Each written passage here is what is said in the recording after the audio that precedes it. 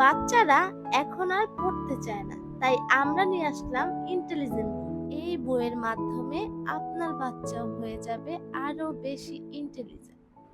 সর্বকর্ম করি নির্দিষ্ট স্বপ্ন করি থাকতে তোদের ফুল করি লাল করি আমরা সবাই আমার মনের ঘড়িতে রেখেছি দাদা মানে হাজার বিকেল আমার ছেলেবেলায় দাদা মানে রোজ সকাল পুরানি 15টি সূরা সমূহ أعوذ بالله من الشيطان الرجيم